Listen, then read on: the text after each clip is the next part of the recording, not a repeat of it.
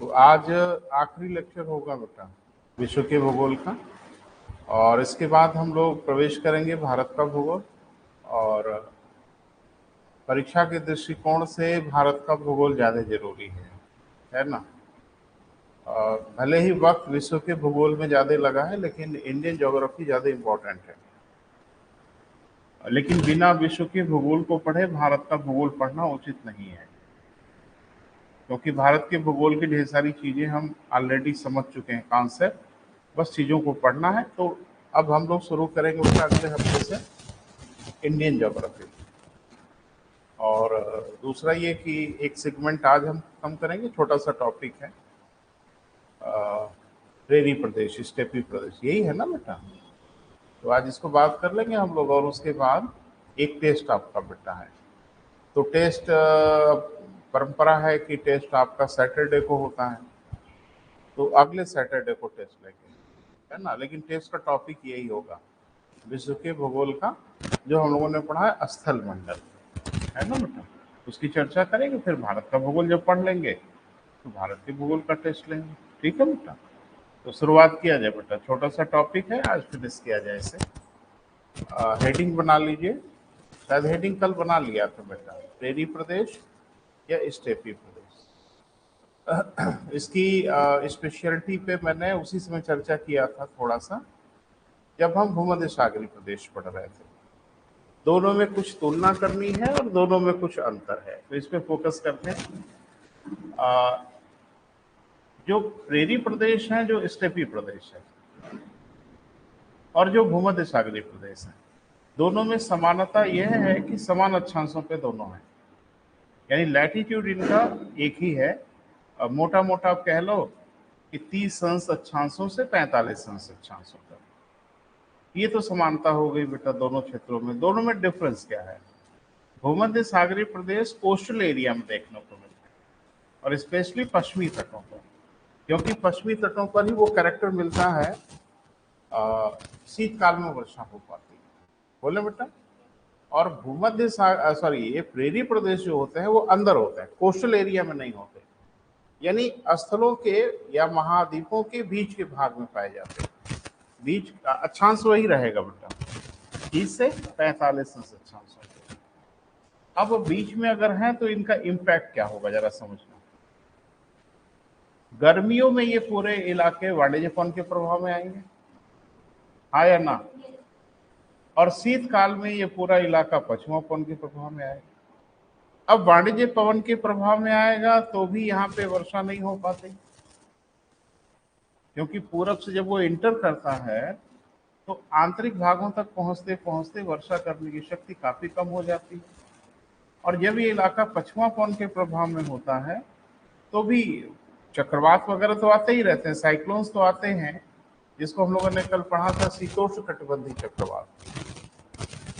तो ये भी पश्चिमी तटों की ओर ही वर्षा अधिक कर पाते हैं। तो कुल मिला जुला के इन क्षेत्रों में थोड़ा सा माइल्ड कंडीशन है, यानी टेम्परेचर क्या है बेटा, थोड़ा माइल्ड रहता है, और वर्षा थ्रू आउट ईयर होती रहती है, लेकिन बहुत कम मात्रा में। और कहा जाता है कि यहाँ जो वर्षा होती है वो फुहारों की शक्ल में होती है, माने हैवी रेन वाला कंडीशन यहाँ कभी नहीं होती। थोड़ा उच्च अक्षांश में होने के कारण दो ऋतुएं साफ साफ दिखती हैं। उत्तरी गोलार्ध में अगर देखो तो गर्मियों में 26 डिग्री सेल्सियस के आसपास टेम्परेचर हो जाता है। हाँ, जाड़े में उत्तरी गोलार्ध में एक समस्या देखने को मिलती है कि टेम्परेचर हिमांक से नीचे हो जाता है, यानी बर्फबारी की स्थिति हो जाती है। दक्षिणी गोलार्ध में इन प्रदेशों में गर्मी तो थोड़ी सी उष्ण रहती ही है, लेकिन विंटर भी थोड़ा गर्म रहता है। और कहते हैं कि यहाँ की दक्षिणी गोलार्ध में जो जाड़ा है इन क्षेत्रों में वो थोड़ा सॉफ्ट होती है। सॉफ्ट मतलब हार्ड नहीं होती, टेम्परेचर हिमांक तक कभी पहुंच नहीं पाता। यानी दो ऋतुएं दिख रही हैं, और इनकी सबसे बड़ी खासियत ये होती है कि इन क्षेत्रों में वर्षा बहुत नहीं हो पाती इस कारण, और टेम्परेचर भी कम है। तो वर्षा माइल्ड और टेम्परेचर माइल्ड, तो वनस्पति होती ही नहीं, यानी पेड़ों का बड़ा अभाव है इन क्षेत्रों में। हाँ, घासें बहुत पाई जाती है, वृक्ष आपको यदा कदा नदी घाटी वाले इलाकों में देखने को मिलेंगे, नहीं तो पूरे इलाके में एक छोटी घास है। और देखो एक बात हमेशा ध्यान रखना कि टेम्परेचर से वनस्पतियों से बड़ा लेना देना है। जिन इलाकों में टेम्परेचर ज्यादा होगा वहां की वनस्पतियां थोड़ी हार्ड होंगी, कड़ी होंगी। मरुस्थलीय क्षेत्रों में जाके देख लो, झाड़ियां कांटेदार, मैंने पूछो मत। तो इन क्षेत्रों में टेम्परेचर माइल्ड होने के कारण बेटा मुलायम घासें बहुत होती हैं, सॉफ्ट और छोटी होती हैं, सामान्य जैसी 2 से 3 मीटर लंबी नहीं होती। क्लियर है बेटा?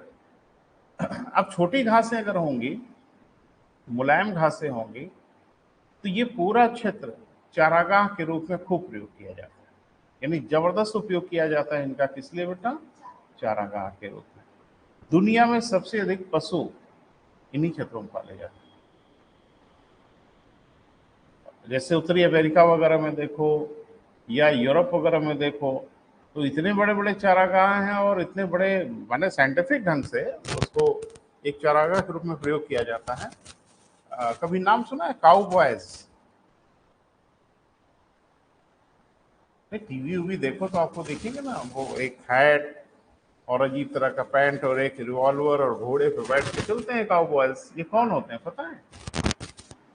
चरवाहे। जो हम लोग क्या चरवाहा बोला जाता है, वहां काउबॉयज कहे जाते हैं, लेकिन बड़े स्मार्ट होते हैं। तो वहां जो पशु को घोड़े पे चराते हैं, आप कहेंगे हम लोग के यहाँ तो ऐसे पैदल वैदल ही काम चल जाता है। नहीं, बड़ी संख्या में। और आजकल तो इतना मॉडर्नाइज हो गया बेटा, दूध का उन इलाकों में बहुत उत्पादन होता है, गायें बहुत पाली जाती है उन इलाकों में। आजकल तो किसान हेलीकॉप्टर से चलाते हैं। संख्या भी ठीक ठाक होती है ना गाँव की। और मुझे लगता है कि सैकड़ों वर्ग किलोमीटर चारागाह से होते हो सकते हैं, और बड़ी हेल्दी होती है गायें, और उन इलाकों में चारागाह के रूप में प्रयोग। दूसरी मजेदार बात कि दुनिया में सबसे अधिक भेड़ इन्हीं क्षेत्रों में पाई जाती है। ऑस्ट्रेलिया में भी है ना बेटा ऐसा क्षेत्र? बोल नहीं रहे ऑस्ट्रेलिया में क्या कहते हैं इन्हें? नहीं नहीं, जैसे इन क्षेत्रों के नाम अलग अलग है ना, देखो मत, थोड़ा रुको। जैसे उत्तरी अमेरिका में हम इसको प्रेरी कहते हैं, दक्षिणी अमेरिका में पंपास कहते हैं। नहीं, कटाना श्रीलंका में कहते हैं, है ना? इन इलाकों में क्या कहते हैं? देख लो, पढ़ क्या रहे हो जरा से ये बताओ। शीतोष्ण कटिबंधीय तृण प्रदेश, सवाना जो है ना बेटा, उष्ण कटिबंधीय तृण प्रदेश है, इसको कहते हैं डाउन्स। ठीक है? और दक्षिणी अमेरिका, सॉरी, दक्षिणी अफ्रीका में इसे क्या कहते हैं? वेल्ड। थोड़ा नाम वाम भी ध्यान में रखना है। तो इसका मतलब है कि ऑस्ट्रेलिया में भी ये इलाके हैं। ऑस्ट्रेलिया के इन इलाकों में बहुतायत से भेड़ें पाई जाती हैं, और एक विशेष ब्रीड की भेड़ है जिसको कहते हैं मैरिनो। इसका जो फर होता है, इसका जो ऊल होता है, भेड़ों के ऊल में सबसे बेस्ट क्वालिटी का होता है। लेकिन हाँ, जो ऊल होता है सबसे बेस्ट क्वालिटी का, वो भेड़ों का नहीं होता। भेड़ों में सबसे बेस्ट मैरिनो का होता है, इसमें कोई शक नहीं है। लेकिन जो फर हैं ढेर सारे, उसमें बढ़िया ऊल भेड़ों का नहीं होता, बकरियों का होता है। तो जैसे जम्मू कश्मीर के इलाके में एक बकरी पाई जाती है पश्मीना, उसी के नाम पे उस ऊल का नाम ही हो गया पश्मीना। तो जम्मू कश्मीर में पश्मीना की सालें और ये वो सब बनाए जाते हैं। इसके अलावा ऊल की एक वैरायटी जिसको लोग कहते हैं अंगूरा, ये रैबिट का फर होता है, ये खरगोश का बाल होता है। ऊल वो सबसे बेस्ट माना जाता है, सबसे कॉस्टली भी होता है। थोड़ा सा लिखा जाए बेटा, फिर आगे बढ़ा जाए। लिखें। दोनों ही गोलार्धों में, दोनों ही गोलार्धों में 30 से 45 अंश अक्षांशों पे, दोनों ही गोलार्धों में कितना बेटा? 30 से 45 अंश अक्षांशों पर स्थलों के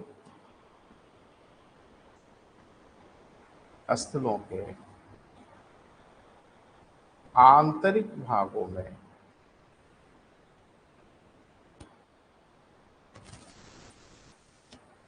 प्रेरी या स्टेपी प्रदेश पाए जाते हैं।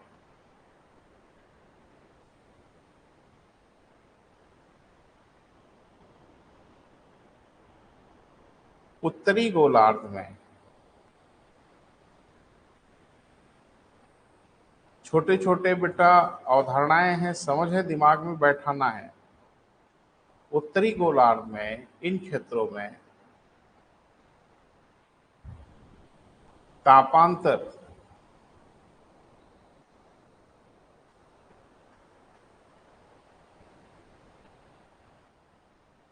अधिक पाया जाता है।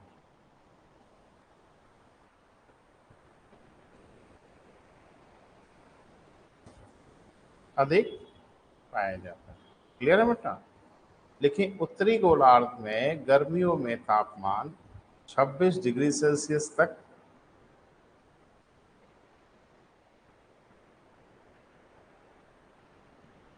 तथा जाड़ों में तापमान हिमांक के नीचे चला जाता है, यानी फ्रीजिंग पॉइंट से नीचे चला जाता है।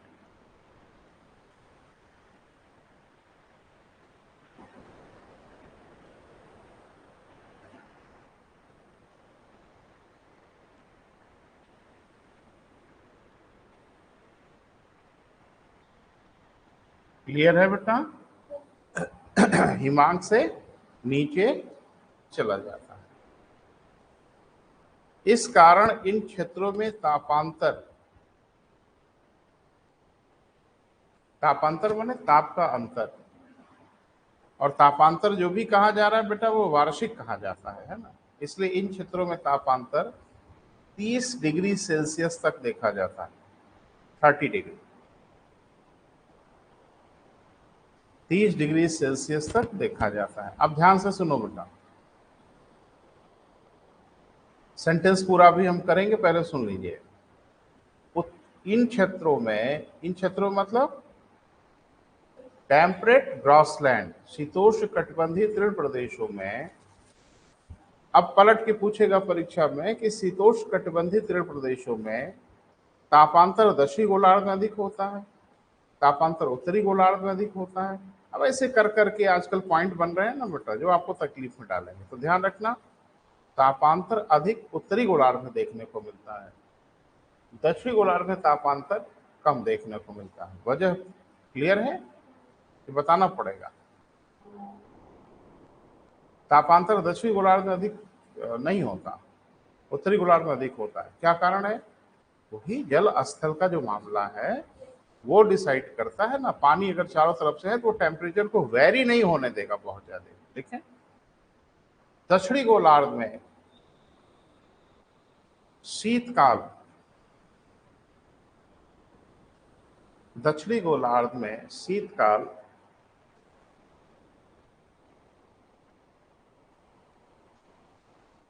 में तापमान हिमांक के नीचे नहीं हो पाता।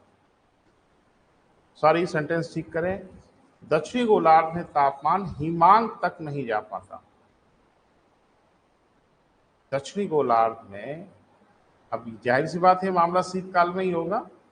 दक्षिणी गोलार्ध में, या कोई डाउट हो रहा है तो लिख लो, दक्षिणी गोलार्ध में तापमान शीतकाल में हिमांक तक नहीं जा पाता,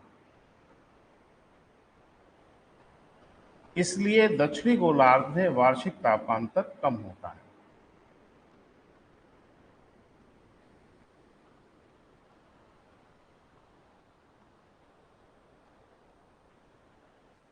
वार्षिक तापांतर क्या होता है बेटा?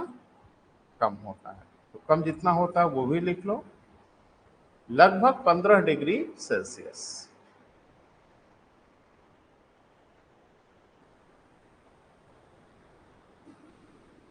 लगभग कितना बेटा? 15 डिग्री सेल्सियस।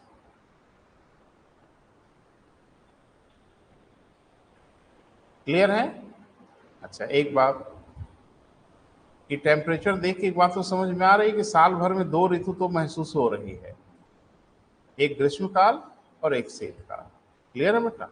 अब जरा देखिए, ग्रीष्म काल में अब लिखना नहीं, अभी सुनो। ग्रीष्म काल में ये इलाके वाणिज्य पवन के प्रभाव में आते हैं, और शीतकाल में ये इलाके पश्चिमा पवन के प्रभाव में आते हैं। चूंकि ये अंदर की ओर है तो वर्षा तो दोनों से होती है, वाणिज्य पवन से भी होती है और इससे पछुआ पवन से भी होती है। लेकिन चूंकि अंदर होने के कारण वर्षा माइल्ड होती है, माने बहुत हल्की होती है। 25 सेंटीमीटर के आसपास जो वार्षिक वर्षा है ना बेटा, वो लगभग नहीं के बराबर है। और कभी भी वर्षा हैवी नहीं होती, वो जब होगी तो माइल्ड वर्षा होगी, फुहारों के रूप में वर्षा होगी, लेकिन जैसे बारिश होती है तेज या हैवी रेन, ऐसा वहां कभी देखने को नहीं मिलता। क्लियर है बेटा? एक बात कि उत्तरी गोलार्ध की तुलना में वर्षा दक्षिणी गोलार्ध में अधिक होनी चाहिए, तो सोच के बताना बेटा, बाकी तो हम लिखाएंगे। माने इन क्षेत्रों में, तृण प्रदेश में वर्षा उत्तरी गोलार्ध में अधिक होनी चाहिए कि दक्षिणी गोलार्ध में? सोच के बताइए।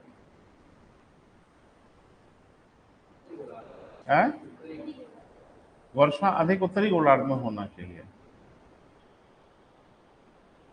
देखो जरा, देखो के बोलो तो ज्यादा क्लियर होगा।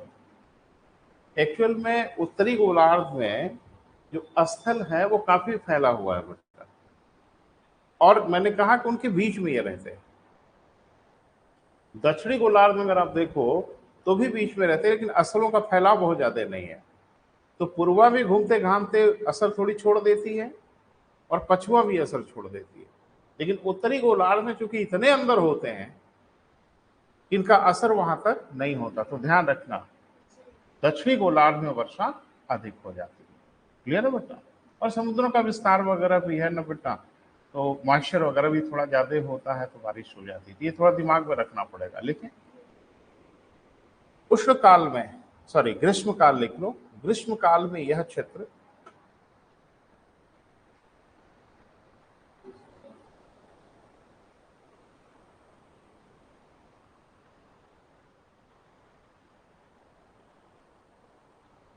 ग्रीष्म काल में यह क्षेत्र वाणिज्य पवन के प्रभाव में होते हैं,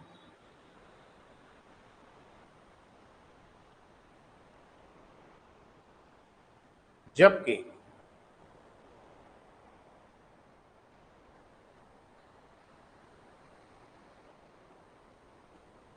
शीतकाल में ये क्षेत्र शीतकाल में ये क्षेत्र किसके बेटा? पछुआ पवन के प्रभाव में होते हैं।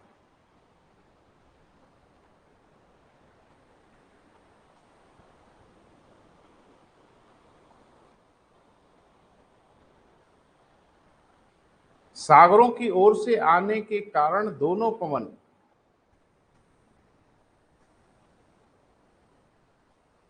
वर्षा करने की शक्ति रखते हैं।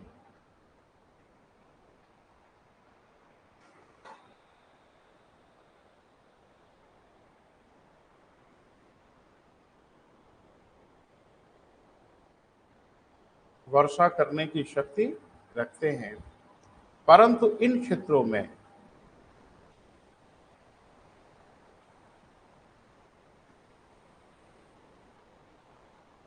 महाद्वीपों के आंतरिक भागों में होने के कारण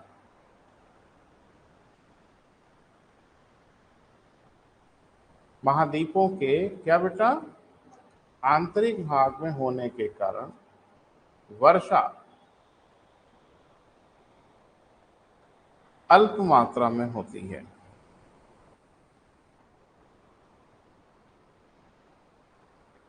वर्षा क्या होती है बेटा? अल्प मात्रा में होती है, परंतु वर्ष भर होती है।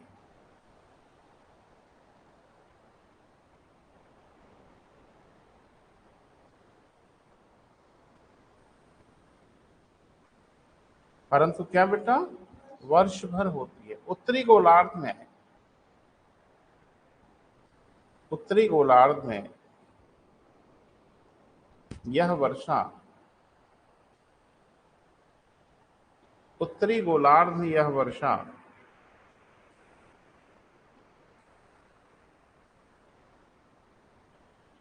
25 सेंटीमीटर वार्षिक, यह वर्षा कितना बेटा? 25 सेंटीमीटर वार्षिक, तथा दक्षिणी गोलार्ध में यह वर्षा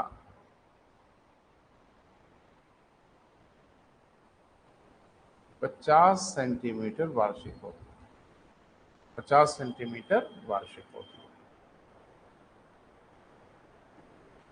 अब दो टॉपिक हम लोगों को मिला बेटा, दो टॉपिक को अलग करते हैं, ठीक है, उसमें से भीड़ में से बाहर निकालते हैं। वो क्या दिखा बेटा? पहला दिखा कि तापांतर उत्तरी गोलार्ध में अधिक, दक्षिणी गोलार्ध में कम। उत्तरी गोलार्ध में वर्षा कम और दक्षिणी गोलार्ध में वर्षा अधिक। ये दो चीज महत्वपूर्ण है, दिमाग में रखिएगा। बच्चों के दिमाग में हमेशा फैक्ट रहता है कि तथ्य कुछ दिखे, और यही वो आपको शहीद कर देते हैं। ये मोटी मोटी चीजें हैं बेटा, इसको दिमाग में एक नोट बना के लिखो।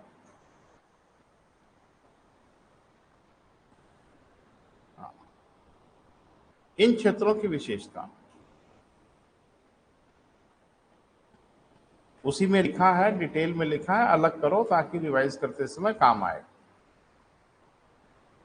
पहला, उत्तरी गोलार्ध में तापांतर अधिक,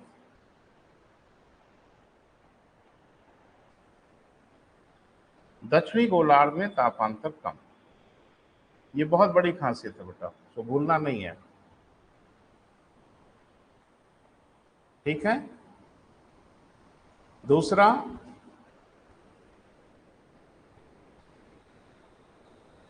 उत्तरी गोलार्ध में वर्षा कम, जबकि दक्षिणी गोलार्ध में वर्षा अधिक।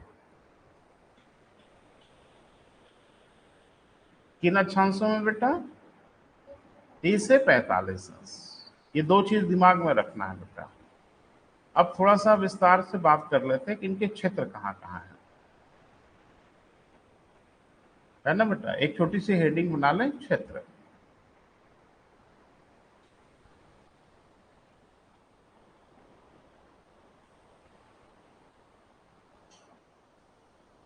लिखें,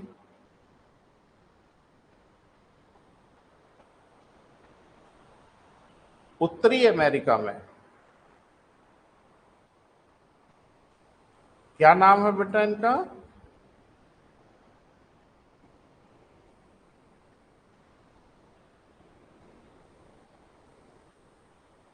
नहीं, यहां नहीं कुछ लिखा हुआ है। उत्तरी अमेरिका में प्रेरी प्रदेश कहते हैं। देखें, प्रेरी प्रदेश या प्रेरीज।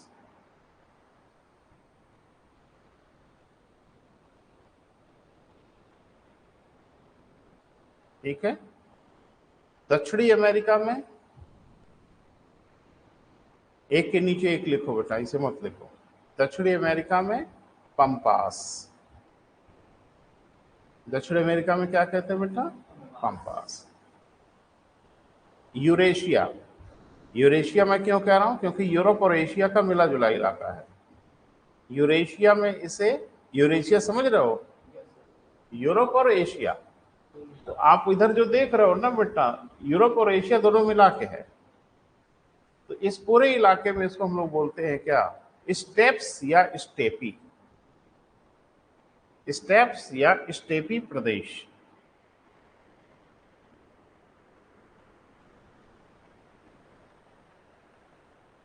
स्टेप्स या स्टेपी प्रदेश हो गया बेटा। दक्षिणी अफ्रीका में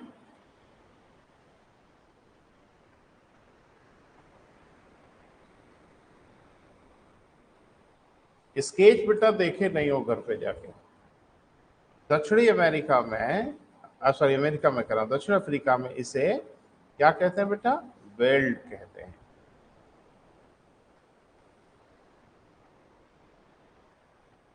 देखा?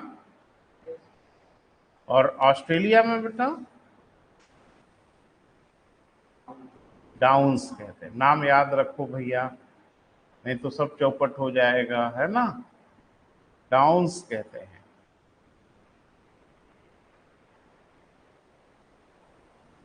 ठीक है, थोड़ा रुक जाइए, मुझे बात कर लेने दीजिए। टॉपिक बहुत बड़ा नहीं है बेटा, लेकिन चर्चा करनी पड़ेगी, इसकी स्पेशलिटी आपको बतानी पड़ेगी।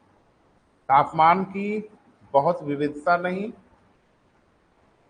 वर्षा की कमी, स्थलों का आंतरिक भाग, ये सब असर छोड़ता है वनस्पतियों पे।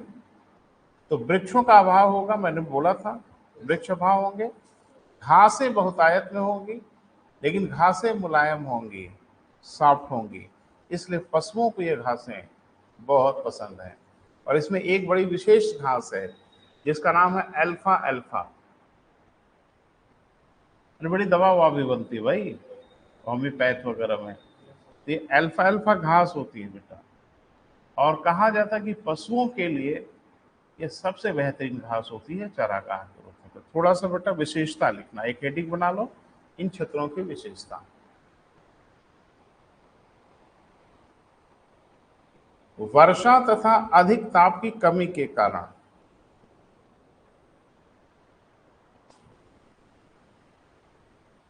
वृक्षों का सामान्यतः अभाव होता है।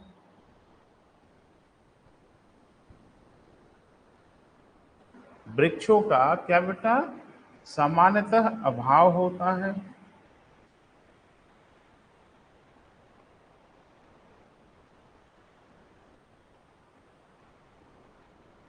घासें बहुतायत में पाई जाती हैं।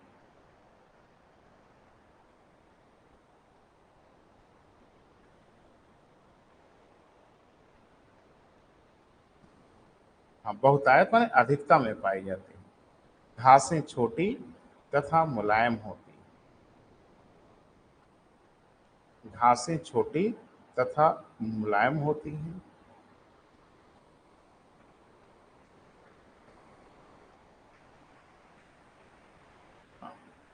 इसलिए इन क्षेत्रों को चारागाह के रूप में प्रयोग किया जाता है। इसलिए इन क्षेत्रों को किस रूप में बेटा, चारागाह के रूप में प्रयोग किया जाता है।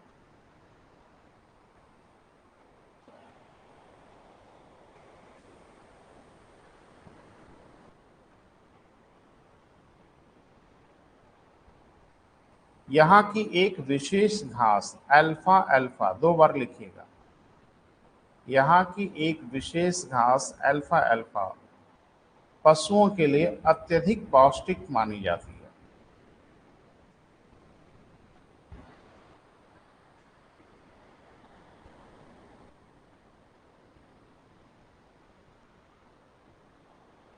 मानी जाती है। क्लियर है बेटा? विश्व में सर्वाधिक पशु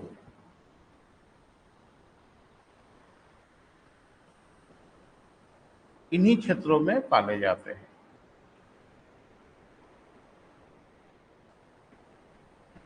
विश्व में सर्वाधिक पशु कहाँ बेटा, इन्हीं क्षेत्रों में पाले जाते हैं।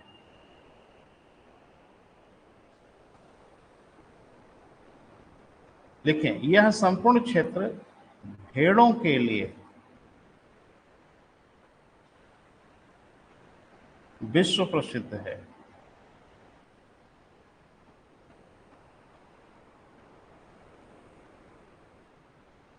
यानी दुनिया में सबसे अधिक भेड़ें भी इसी इलाके में पाई जाती हैं।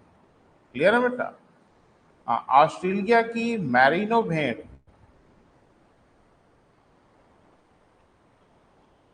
ऑस्ट्रेलिया की कौन सी बेटा, मैरिनो भेड़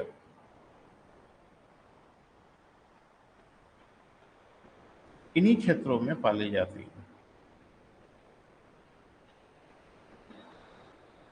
जो अपने ऊन के लिए विश्व प्रसिद्ध हैं। ऊन माने फर के लिए विश्व प्रसिद्ध हैं।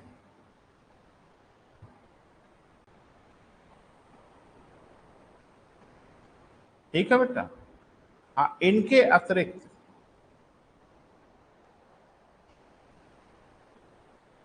इन क्षेत्रों में गायें भी बहुत अधिक मात्रा में पाली जाती हैं।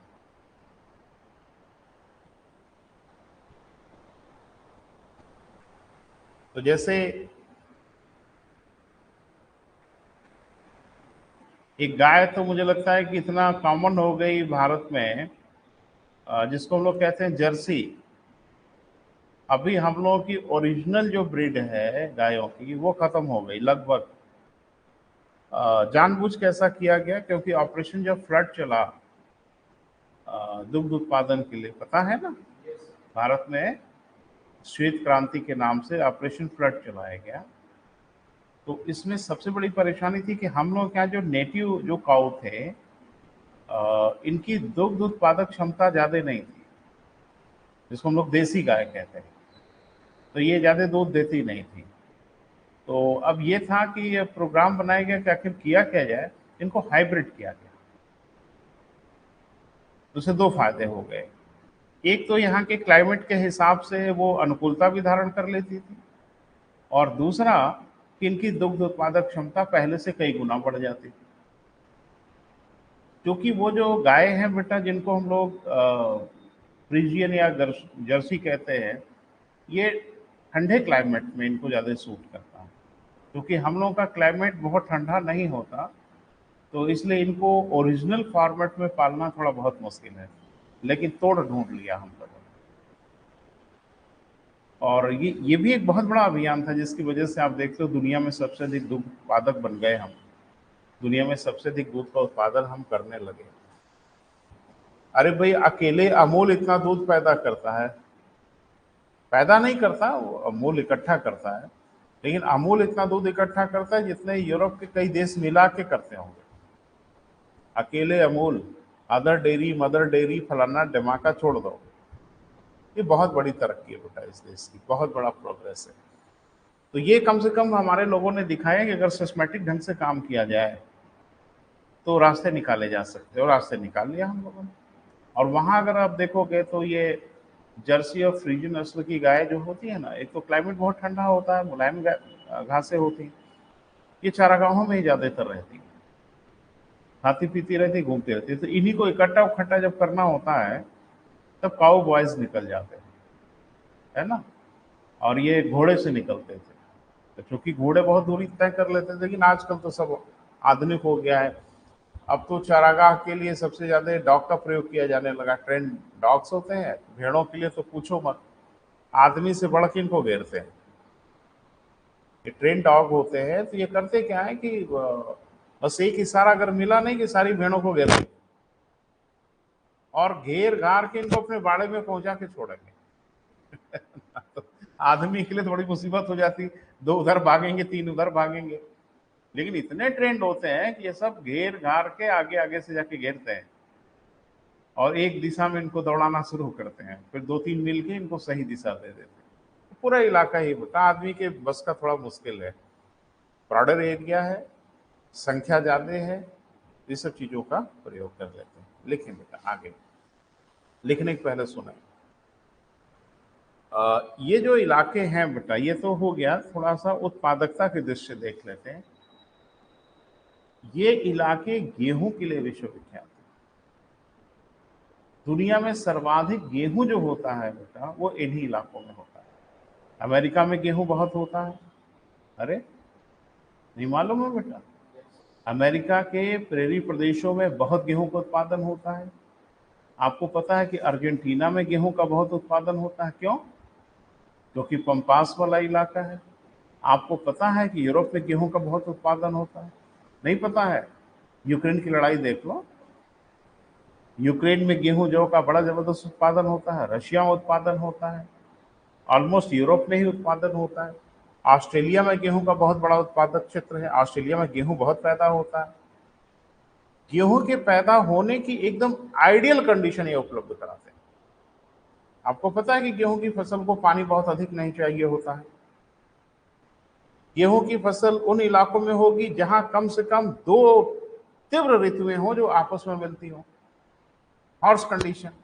क्योंकि गेहूं की बुआई के समय बहुत कम तापमान चाहिए, और कटाई के समय उतना ही हाई टेम्परेचर चाहिए। ये इलाका भैया वही होगा ना जो टेम्परेट रीजन होगा, शीतोष्ण कटिबंध होगा। यहाँ सारी दशाएं बेटा बेहतरी मिलती है। इसीलिए गेहूं तो होता ही होता है बेटा दुनिया में सबसे अधिक इन क्षेत्रों में। गेहूं का सर्वाधिक उत्पादन पंजाब में होता तो यहाँ उत्तर प्रदेश में भी है, लेकिन गेहूं की बेहतर फसल हमको पंजाब में मिलती। क्यों? क्योंकि वहां ये क्लाइमेटिक कंडीशन बहुत बेहतर ढंग से क्रिएट हो जाती है। क्रिएट तो हमारे यहाँ भी हो जाती है, तभी तो गेहूं होता है ना बेटा। बुआई हम कब करते हैं? जब टेम्परेचर बहुत कम होता है। और कटाई कब करते हैं? अप्रैल मई में, जब टेम्परेचर एकदम हाई होने लगता है, घासें एकदम सूख जाती हैं, भूरी हो जाती हैं, तो वहाँ ये कंडीशन बेटा नेचुरली उपलब्ध है। इसीलिए, और गेहूं ही नहीं बेटा, मकई, कॉर्न, कॉर्न के लिए पूरा इलाका भी जाना जाता है। मैंने मकई के लिए पूरा इलाका, वहां तो खाने पीने में भुट्टे का इतना प्रयोग किया जाता है कि ये बीमारी इधर भी पकड़ा दी है। कॉर्नफ्लेक्स, हाँ, अब ये ब्रेकफास्ट में चलता है। स्वीट कॉर्न, ये कौन सा नाम आ गया? यहाँ हम लोग भुट्टे को ना वो आग में भून भान के खाने वाले लोग, अब आ गया स्वीट कॉर्न। ये सब उन्हीं लोगों की बेटा मेहरबानी, उन्हीं के इलाके में होता। तो थोड़ा आधुनिकता के चक्कर में हम लोग भून के खाते हैं, वो बॉयल करके खाते हैं। भुट्टे को उबाल के दे दिया जाए तो आपको बिल्कुल ठीक नहीं लगेगा, क्योंकि हम लोगों के टेस्ट में नहीं है। वो बॉयल करके खाते हैं। वो अलग चीज है, अच्छा तो लगता ही है। आजकल एक स्वीट कॉर्न सूप, हाँ सब स्टार्टर में पूछिए मत क्या होता है भैया। अरे 4-6 मकई का दाना और एक सूप। सूप माने फ्रूट का, फ्रूट में कह रहा हूँ वेजिटेबल्स का, या किसी का स्टॉक वगैरह डाल के 2 कौड़ी की चीज, और मुझे लगता है आपसे ठीक ठाक वसूल लेते हैं। ये कार्न वगैरह वहां के लोगों के खाने का मुख्य आहार है बेटा, क्योंकि इलाका ही वही है। इसे कहा जाता है कि भविष्य के अन्न का भंडार है ये, यानी हम ह्यूमन बीइंग के लिए ये पूरा इलाका भविष्य के लिए अन्न भंडार के रूप में प्रयोग होगा। कि अनाजों की बेहतरीन खेती होती है। लिखे बेटा, इन क्षेत्रों में 2 अस्पष्ट ऋतुओं के होने के कारण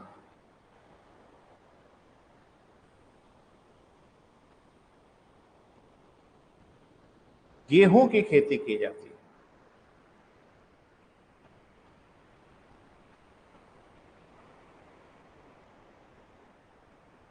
गेहूं अगर है तो जौ भी होगा, है ना बेटा, और जौ भी होगा तो कॉर्न भी होगा, भुट्टा भी होगा। सब लिख डालो। गेहूं, जौ, भुट्टे की खेती की जाती है। मुख्य रूप से यह क्षेत्र गेहूं के लिए विश्वविख्यात है। मुख्य रूप से यह क्षेत्र गेहूं के लिए विश्व प्रसिद्ध है, विश्वविख्यात है।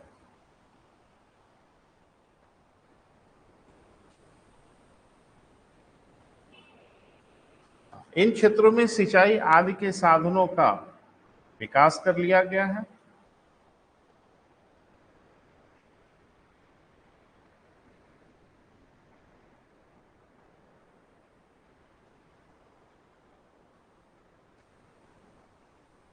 इसलिए विश्व में सर्वाधिक गेहूं इन्हीं क्षेत्रों में उत्पादित किया जाता है। इसलिए विश्व में सर्वाधिक गेहूं इन्हीं क्षेत्रों में उत्पादित किया जाता है।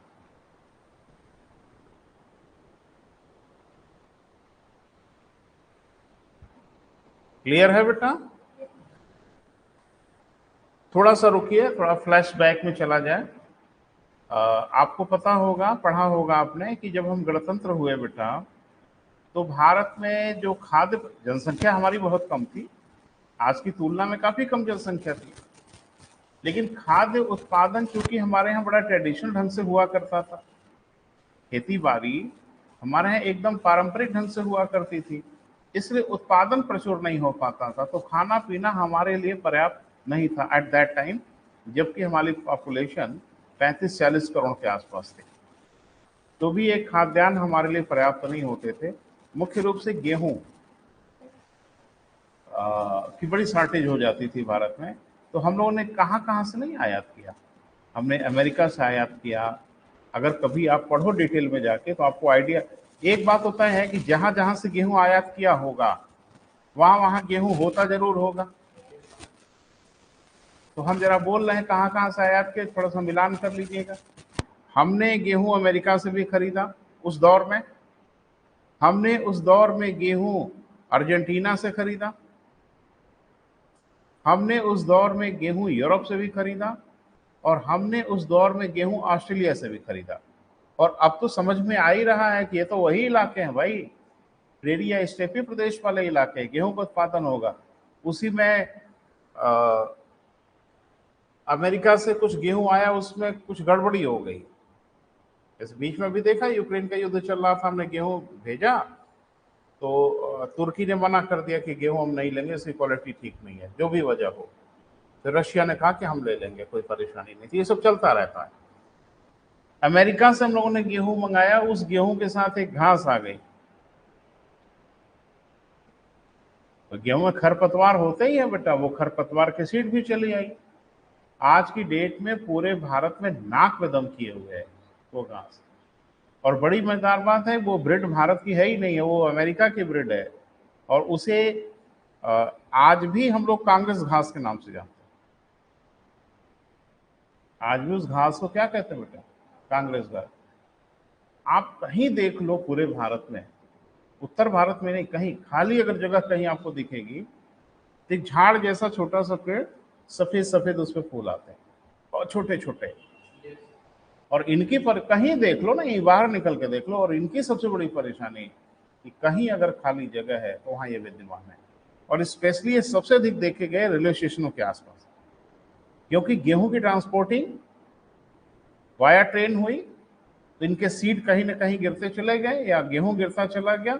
अब तो इतना आफत मचाए हुए पूरे भारत में ना बेटा कि पूछो मत। और उस जमाने की जो श्राप है अब तक झेलना है। और इनकी खासियत यह है कि 6 महीने अगर धूल उड़ती रहेगी, उसी धूल में इनके सीड पड़े रहते हैं, और जैसे माहौल मिलेगा वैसे उग जाएंगे, खराब भी नहीं होते।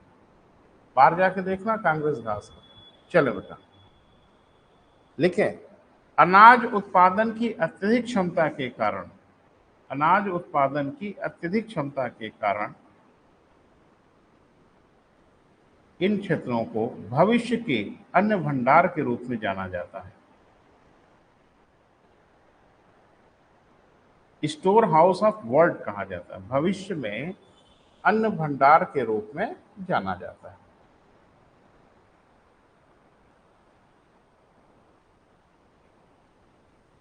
तो मोटी मोटी बेटा जो विशेषता इन क्षेत्रों के दिखी वो क्या दिखी?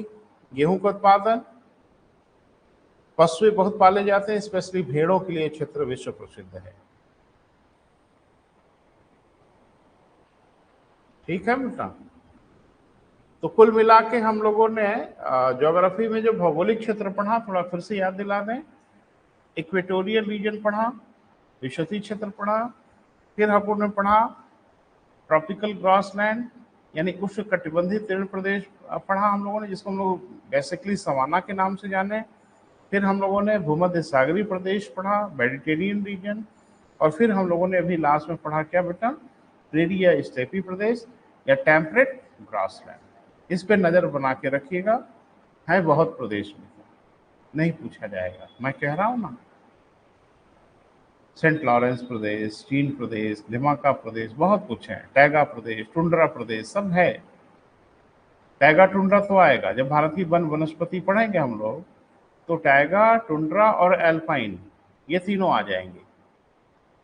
और इसके बाद बेटा अगर कुछ पूछा जाएगा तो हम यही उपलब्ध है, सवाल ही नहीं है। यहां मजबूत रहिएगा। ज्यादातर आप क्या करते हो, घास के मैदानों का नाम याद करते हो, उष्णकटिबंधीय घास के मैदानों का नाम याद करते हो, सवाना, लानोस, कैंपास, फलाना, डेमाका। और बड़ी अच्छी बात है कि आपको उम्मीद के अकॉर्डिंग छोटे कंपटीशन में पूछ भी लेते हैं, है ना बेटा? हायर कंपटीशन में थोड़ा डिटेल में चलिए, जो हमने आपसे बात किया। ठीक है बेटा। तो ये हिस्सा बेटा समाप्त हुआ हम लोगों का। एक लंबा अभियान था जिसको हम लोग कहते थे विश्व का भूगोल, वर्ल्ड ज्योग्राफी, जिसमें हम लोग ने एस्ट्रोनॉमी भी पढ़ा, हम लोगों ने वायुमंडल पढ़ा, हम लोगों ने जलमंडल पढ़ा, हम लोगों ने स्थल मंडल। क्लियर है बेटा? अब हेडिंग बना लीजिए और टेस्ट के लिए तैयार रहिएगा। हेडिंग बना लीजिए बेटा, भारत का भूगोल। पेज एकदम चेंज कर दीजिए। शुभ मुहूर्त में शुरुआत करेंगे इसकी, है ना। पंडित से पूछते हैं कि इसका मुहूर्त बढ़िया कब है। भारत का भूगोल। ठीक है बेटा।